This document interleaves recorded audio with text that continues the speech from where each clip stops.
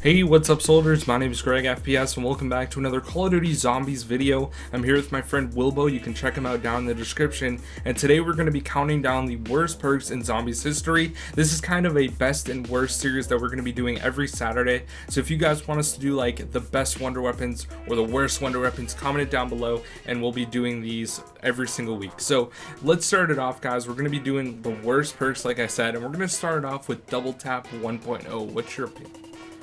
Double tap. Okay, so all it really does, it gives you a little bit more power, but 1.0, the version that is 1.0, it makes you lose most of your ammo. It's pretty useless. Now, we're putting this at the top of like probably one of the like least worst perks because it got a remake in Black Ops 2 and it is amazing and followed in Black Ops 3. So it's pretty much just losing all your ammo. What do you think about that? Yeah, you literally shot twice as fast with Double Tap 1.0, whereas Double Tap 2, it counts as 2 bullets, so it's a lot more effective. And obviously, Double Tap 2.0 is probably one of the best perks by far in Zombies history.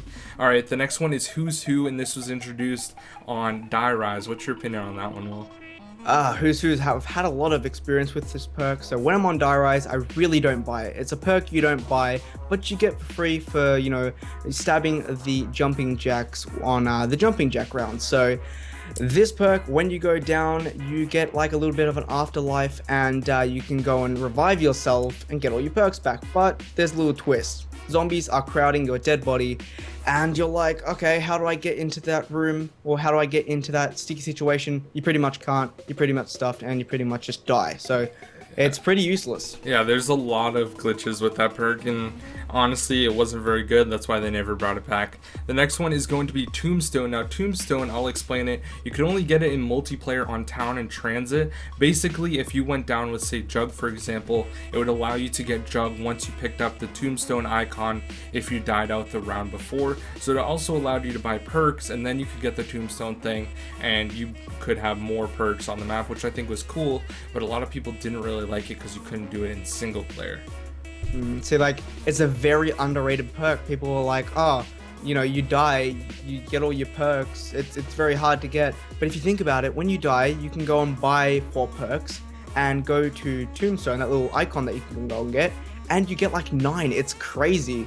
So it's a really underrated perk, but it is a pretty bad perk, as you can only get it in co-op. Yeah, it's like aftertaste, basically. Yeah. The next one is Mule Kick. Now, I have a lot of experience with this. You get 2 decent weapons. You end up getting Mule Kick because you're like, why not? And then you end up getting like a wonder weapon in your 3rd slot. Then you go down, you lose your wonder weapon. I think there should have been something that was changed with Mule Kick, but that never happened. So what do you think, Will?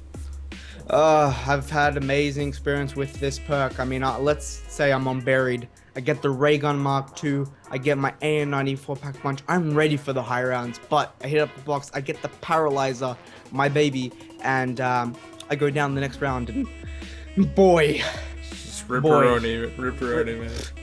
It's like, okay, bye, goodbye, and it's hard to get the gun back that you really want. So you're pretty much stuffed. Yeah, the next one is Deadshot. Now, Deadshot is honestly not that great of a perk, I would say, just because it's good in Black Ops 3 for getting headshots or for camping on like the catwalk on the Giant or something, but it just wasn't really that good in previous games. Like, it was introduced in Call of the Dead, I believe, and like it was decent, but no one ever got it because if you were just getting 4 perks, like it'd be cool to get, yeah, if you killed George, you got like a free perk, like okay, we got it, but you know, it just wasn't that great, and I still don't really think it's that good.